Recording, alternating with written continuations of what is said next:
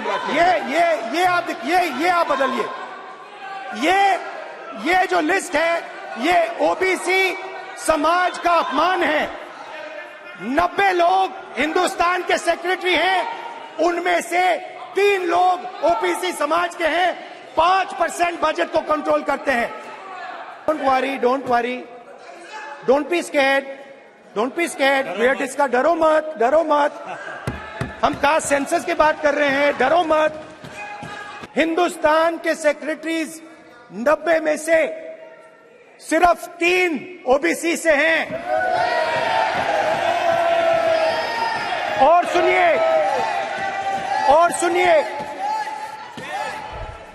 और सुनिए, नहीं घबराइए मत, डरो मत। और सुनिए, ये जो सेक्रेटरीज हैं जो ओबीसी कम्युनिटी से हैं, ये हिंदुस्तान के सिर्फ 5% बजट को कंट्रोल करते हैं। Rahul Gandhi ji,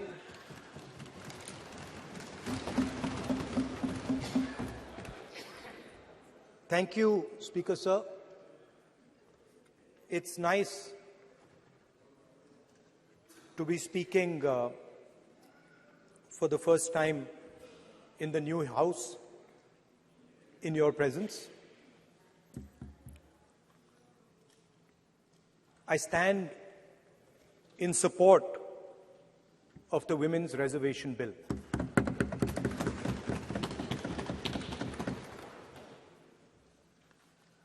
Yesterday, I was listening to the discussion, and the issue of the Sengol came up.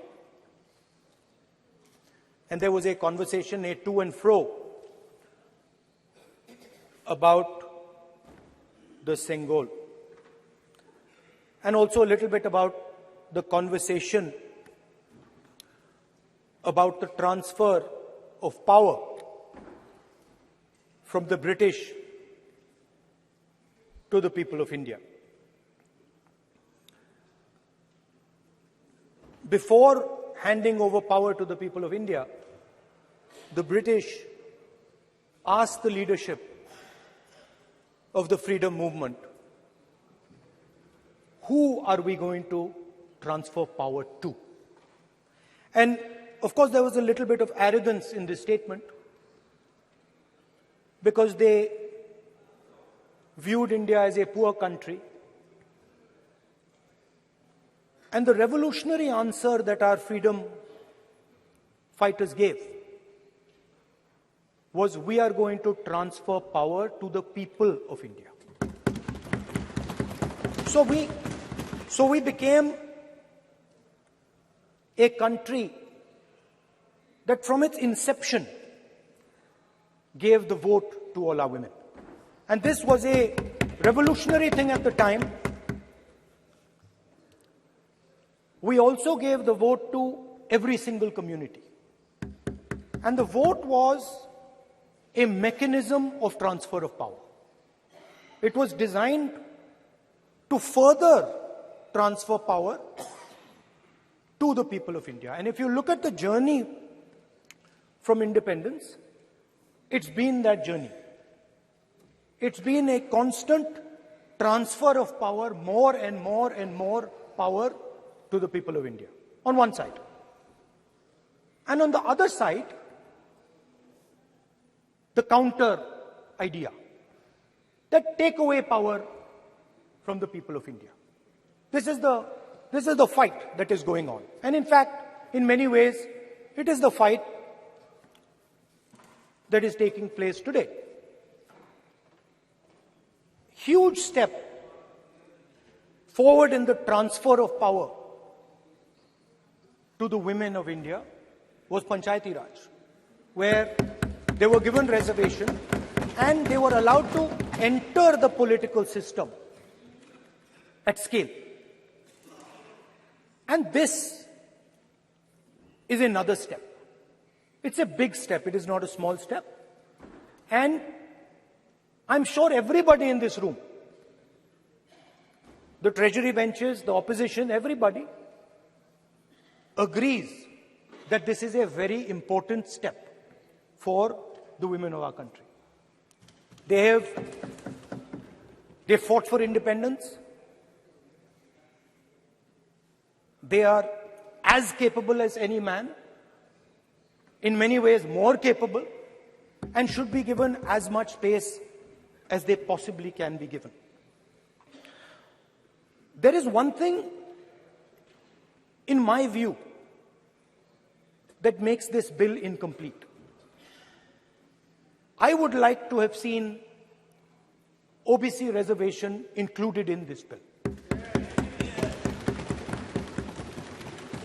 I think it is very important that a large chunk of India's population, large chunk of India's women should have access to this reservation. And that is missing in this bill. There are also two things that seem strange to me. One is the idea that you require a new census to implement this bill. And the second is that you require a new delimitation to implement this bill. In my view, it is quite simple. This bill can be implemented today by giving 33% of the seats in the Lok Sabha and the Vidhan Sabha to India's women. And so I wonder if this is not designed to push the ball forward. To push the ball forward 7, 8, 9 years, and then let this thing play out the way it does. I know my friends tend to like to take the attention of people away from other issues. You know, there is, of course, the Adani issue, which is they always want to take the attention away. But there is another, I would like to say that. One of the things that, this is quite a nice building, nice peacocks, nice peacock feathers on the ground, nice peacock feathers in the chair. It's a nice, tasteful building. But frankly, I would have liked to see the President of India in this process. The President of India is a woman. She represents the tribal community, and it would have been befitting to have her visible in this transfer from one house to the other. So, one of the things that the government likes to distract from, of course, is Mr. Adani. And there is another thing that the government likes to distract everybody from. And that thing is called the caste census. For some reason, and I don't quite understand what this reason is, the moment the opposition raises the issue of caste census, the BJP tries to create a new distraction, a new sudden, event, so that the OBC community and the people of India look the other way. In my research for this speech, I took a look at the different institutions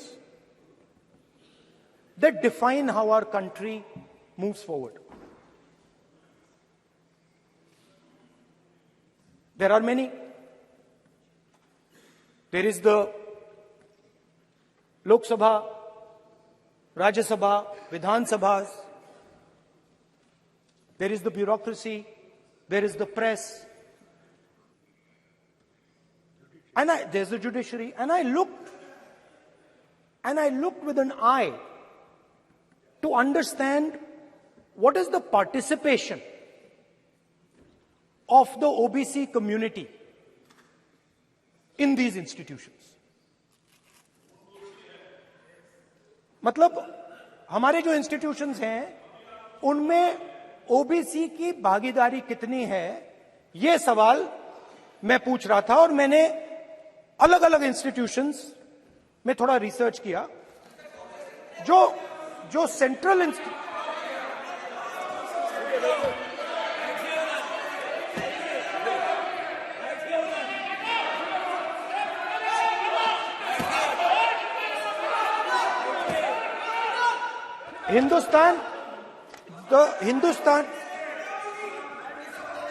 the central, don't worry, don't be scared, we are discussing, डरो मत, हम caste census की बात कर रहे हैं, डरो मत। तो मैंने, I checked, simple thing I did, I said, look, what is the most important set of people in the government of India? The people who define how this country is governed. Of course, Lok Sabha and Vidhan Sabha, but beyond that, they are the 90 secretaries of the government of India. 90 people, secretaries, are responsible for managing the core of the government of India. And I asked myself the question, how many of the 90 people come from the OBC community? And I was shocked and shattered by the answer. मैंने ये सवाल पूछा कि ये जो 70 secretary हैं, 90 secretary हैं, ये जो हिंदुस्तान की सरकार को चलाते हैं, जो बजट को चलाते हैं, इनमें से ओबीसी कितने हैं? नरेंद्र मोदी जी प्रधानमंत्री हैं, ओबीसी के लिए काम करते हैं। मैंने ये सवाल पूछा। मैं आपको जवाब देना चाहता हूं, हिंदुस्तान के सेक्रेटरीज 90 में से सिर्फ 3 ओबीसी से हैं। और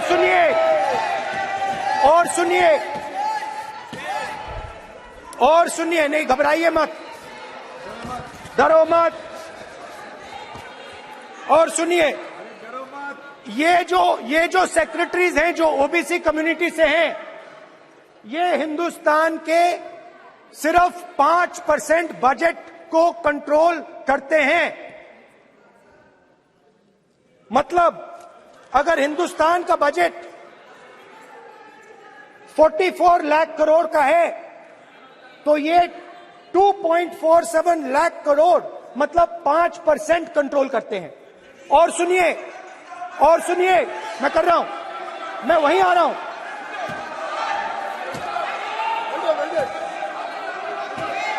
मतलब ये जो है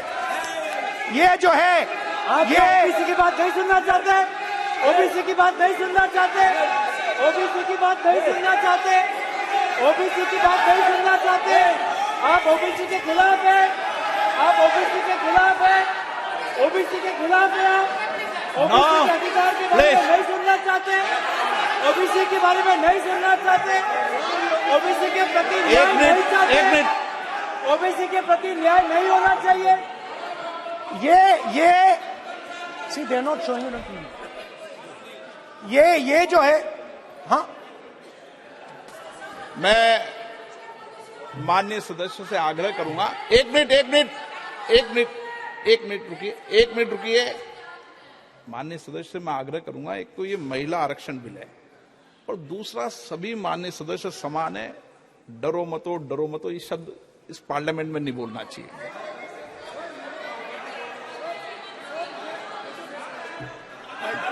सर, ये जो डिस्कशन है, sir, speaker sir, this discussion,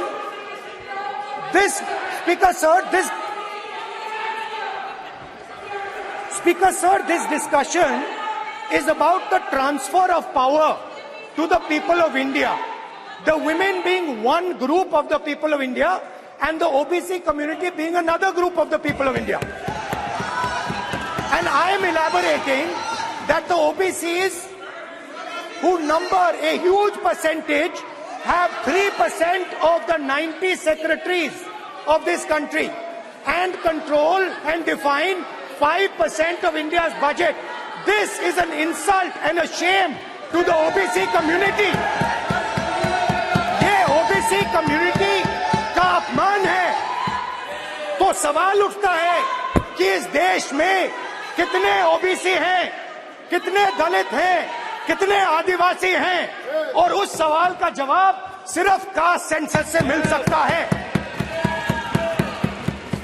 तो मेरा सरकार को एक सुझाव है, सबसे पहले ये जो महिला का बिल है इसको आप पास कीजिए, आज पास कीजिए, ये जो आपके लागू कीजिए, और ये जो डिलिमिटेशन है जो आपने बोला है, और ये जो सेंसस है इसकी कोई जरूरत नहीं है, 33% आप महिलाओं को सीधा दे दीजिए।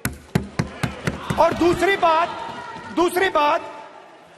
इसको बदलिए, इसको आप बदलिए। कैमरा नहीं है सर, कैमरा नहीं है, आपको ही दिखाएंगे सर, पूरा भाषण में आपको ही दिखाएंगे। ये आप बदलिए। ये जो लिस्ट है ये ओबीसी समाज का अपमान है। 90 लोग हिंदुस्तान के सेक्रेटरी हैं, उनमें से 3 लोग ओबीसी समाज के हैं, 5% बजट को कंट्रोल करते हैं।